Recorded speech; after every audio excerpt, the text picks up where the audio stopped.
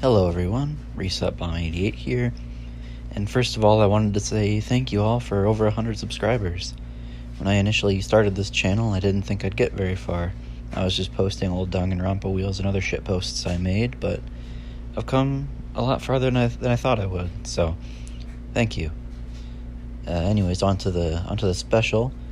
I saw a video when I first reached around 100 subscribers about justifying Danganronpa murders, and I wanted to make a video of my own on the same subject, saying which ones I think were and were not justified. So yeah, starting off with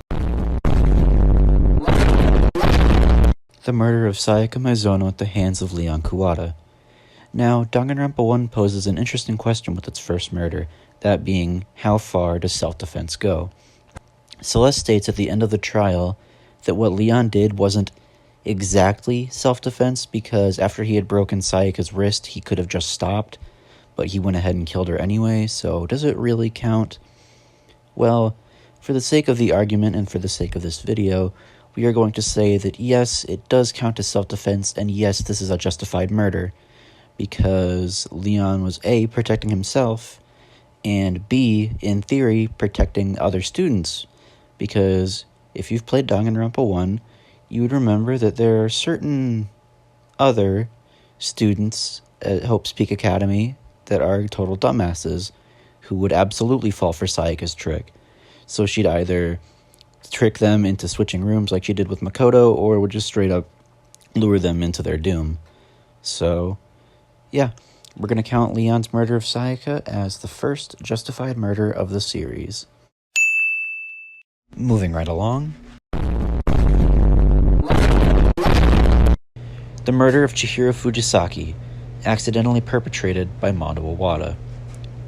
This is a very unique case in the Danganronpa series, as it's less a murder and more of an accident with lethal consequences. When Chihiro requested Mondo to train with him, he expected Mondo to, help him face his secret head-on and get stronger so that he could tell the other students about it and, be confident. What happened was Chihiro told Mondo his secret, which brought up all the bad feelings that Mondo had been repressing since his brother's accident, feelings that he wasn't strong enough to lead the gang and just wasn't strong enough in general. These feelings exploded out of Mondo, as when Chihiro told him his secret, he went into a blind fit of rage, and when he came back to, Chihiro was dead on the floor. Mondo didn't meet up with Chihiro with murderous intent. He met up with Chihiro, and the murder just, unfortunately, happened. He didn't mean to. Like I've said before, it was an accident. Because of this, I'm going to say this is a justified murder, because Mondo had no intent to kill, and it was simply an accident that unfortunately happened. Danganronpa 1 Chapter 3, the first of the infamous double murders.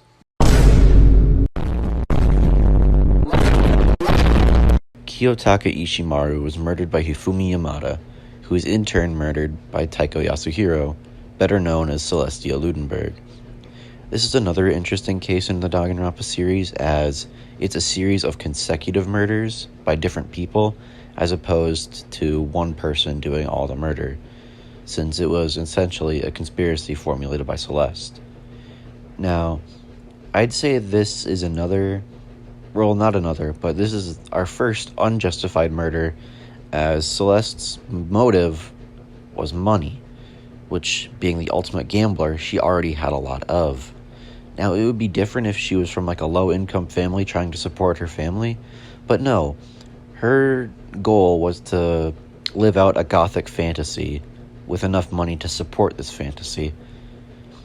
Now, I should say that Hifumi I already said that, but I'm going to pin the blame solely on Celeste, because if Celeste hadn't tricked Hifumi into killing Taka, I'm pretty sure his murder wouldn't have happened.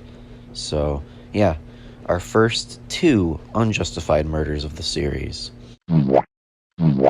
Going from the series' first double murder to the series' first suicide.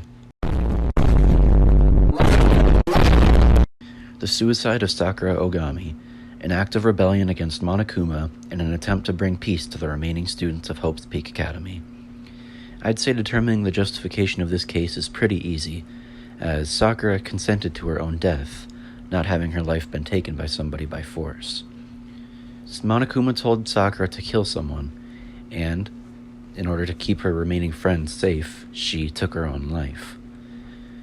I'd say this is a very easy justified case, as the only person who was hurt here was Sakura, but that's exactly what she wanted, so that none of her friends would get hurt. So, yeah, a very easy justified case from a very good-hearted soul. Mukuro Ikusaba.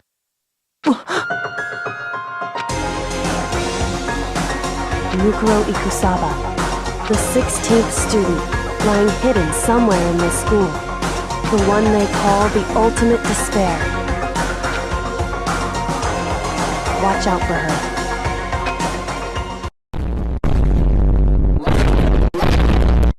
The death of one ultimate despair carried out by another.